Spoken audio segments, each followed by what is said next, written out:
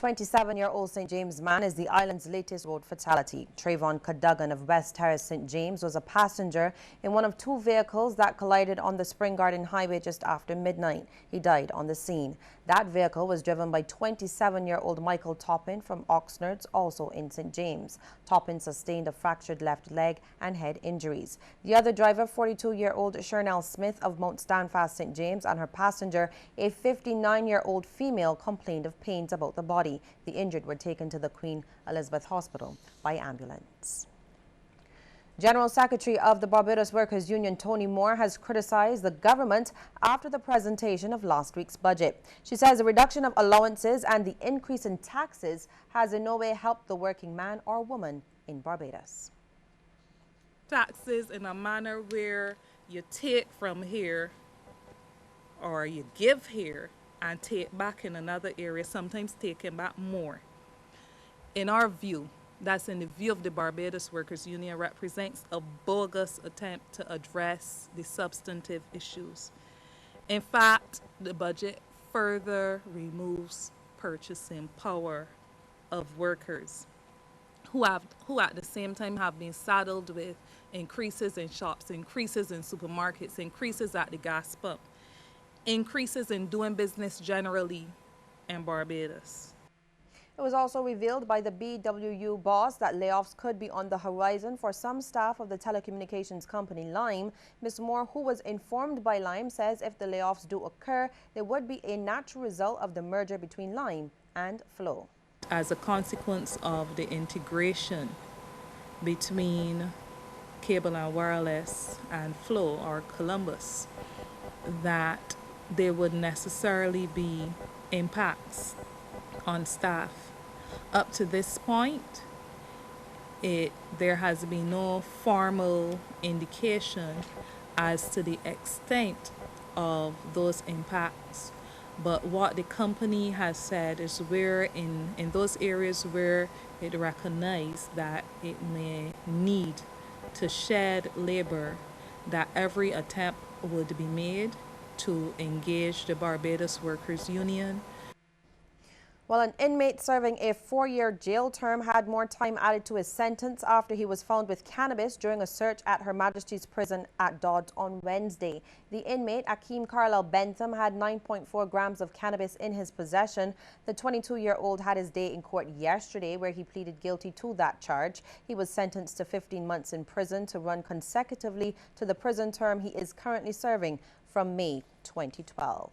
Well, meantime, police have reaped some success and have apprehended 2 men in connection with a series of burglaries along the west coast at beach and holiday villas. They are 27-year-old Akil Hezekiah Calendar and 33-year-old Jamal O'Neill Hurley of Deacons Farm, St. Michael. The two were jointly charged with 6 counts of burglary. Hurley, however, will answer to 7 charges as he faces an additional count of burglary when the two appear at the Holtown Magistrates Court. Police have thanked the public for their cooperation following the release of images of a tattooed man in the media.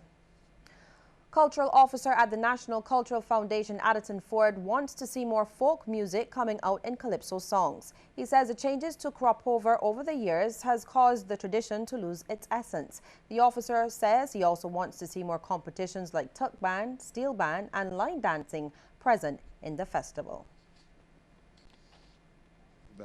So many of our misguided youth see these events as opportunities for them to have their 5 minutes of fame with their meaningless violence. Speaking at the Black Rock Cultural Center yesterday, Mr. Ford is concerned that violence is also becoming a part of the event.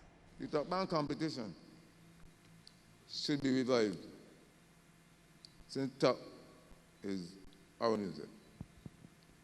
The NCF can do tuck workshops to this end and encourage sponsorship so groups can acquire instruments.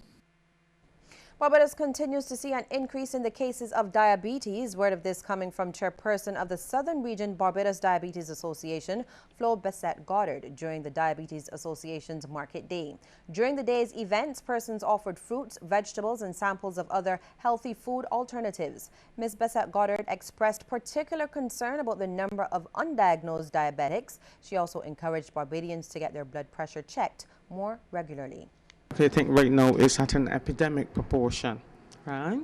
I don't want to quote numbers, but I will be prepared to tell you that in doing our surveys and going around doing our outreaches, literally every home in Barbados has someone that is living with diabetes, or they have a friend, or they have a co-worker. So it is quite rampant.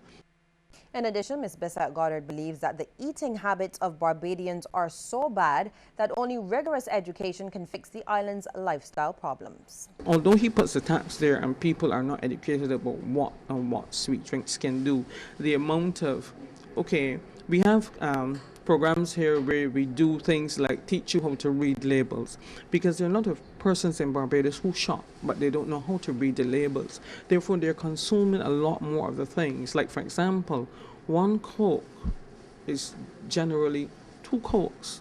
We drink 2 Cokes in that bottle without realizing. Well, new small business owners can expect to get assistance again with showcasing their products at next year's BMEX Expo. It comes as the Barbados Manufacturers Association intends to continue its new product showcase. One of the technical directors with the association, Shade Stolberg, says the showcase, which started in 2013, seeks to make the public more aware of some of the unusual products. The idea behind it is that we wanted to find out what new products, new and innovative products were being actually manufactured here in Barbados. Because, you know, persons would have been telling us about people doing this and people doing that, but we weren't actually seeing these products. So we decided, well, you know what, we would put an ad out, let persons know that we're looking for new and innovative products, and then we would showcase these products at the expo, BMEX. The top 3 businesses in this year's new product showcase received awards at a prize-giving ceremony yesterday. Ms. Dahlberg says the competition allowed the business owners to gain valuable feedback on their products. We wanted the participants to encourage persons to talk about their products, because we realized that many of them weren't interacting as much with the patrons, getting them to know the product. So we said, oh, you know what, we will have a competition, and the incentive for winning would be a cash prize. So last year we also had a sponsor, that was Caribbean Labour Craft, and this year Fast Cash, they came on board. Well, out of the 71 public primary schools, St. Albans has placed 3rd overall in the Common Entrance Examination. Principal Angela Ramsey says the performances of the males especially were outstanding. I am delighted to say that the males at our school are leading the way. Well, she was speaking at the school's graduation ceremony yesterday at the Gardens Church of God. The theme was Soar, the Sky is the Limit. Ms. Ramsey also told students to plan for their future. At all times, and set out a vision for yourself from now of where you want to go. Otherwise, you can find yourself moving around in circles and going nowhere. So map out a plan for you now. Regional and international news is next. Stay with us.